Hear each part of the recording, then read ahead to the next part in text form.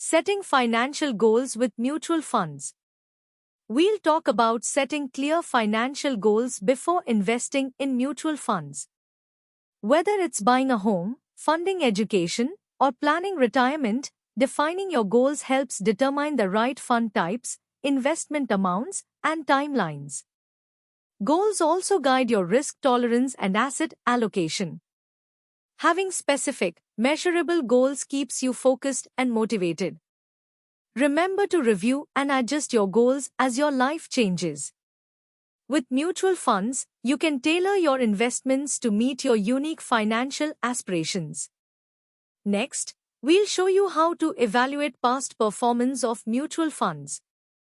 How to evaluate past performance of mutual funds.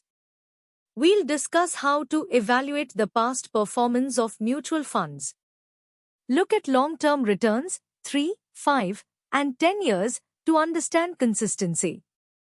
Compare the fund's performance against its benchmark and peers. Also, consider risk factors like volatility and drawdowns. Remember, past performance doesn't guarantee future results but gives insight into the fund's management quality. Use performance reports and rating agencies to aid your analysis.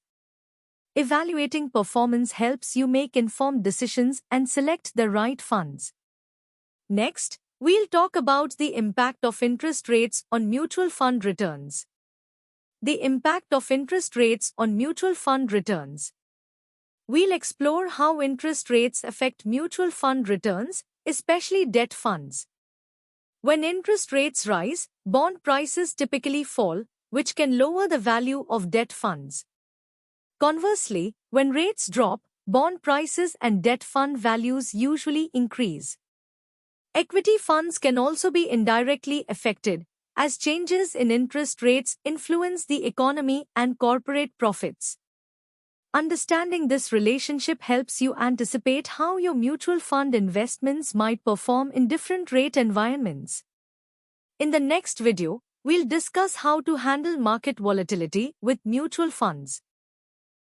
How to handle market volatility with mutual funds. Market volatility can be unsettling, but mutual funds offer ways to manage this risk. Diversification across asset classes helps reduce the impact of market swings. Staying invested with a long-term perspective allows your investments to recover and grow.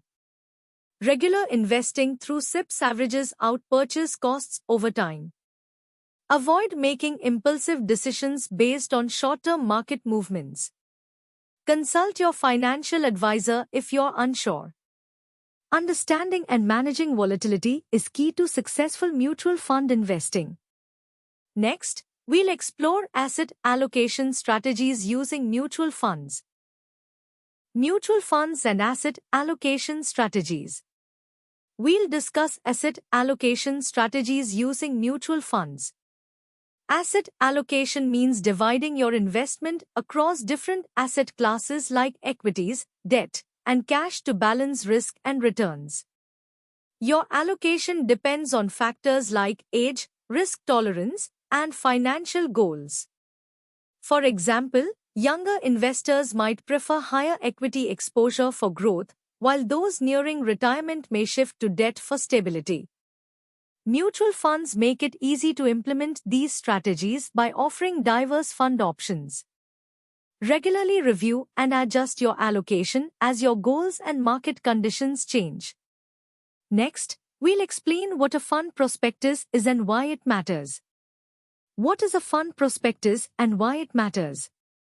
We'll explain the fund prospectus, a detailed document that provides essential information about a mutual fund.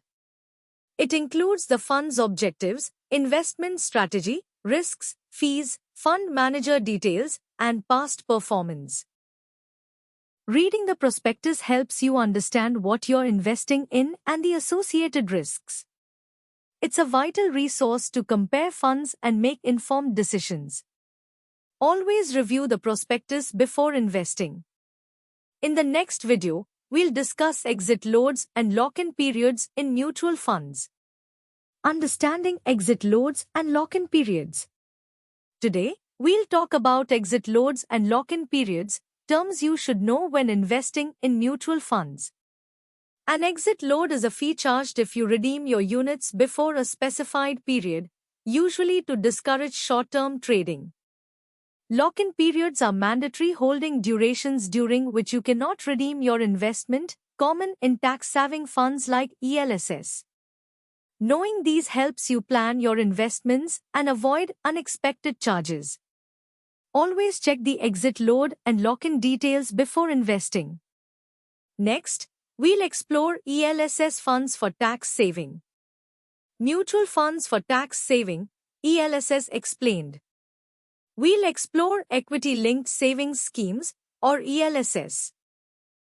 Mutual funds that offer tax benefits under Section 80C. ELSS funds invest primarily in equities and have a mandatory lock-in period of 3 years. They combine the potential for high returns with tax savings, making them an attractive option for investors looking to reduce their taxable income. Keep in mind, like all equity funds, ELSS carries market risk, so consider your risk tolerance before investing. In the next video, we'll discuss how to invest in international mutual funds.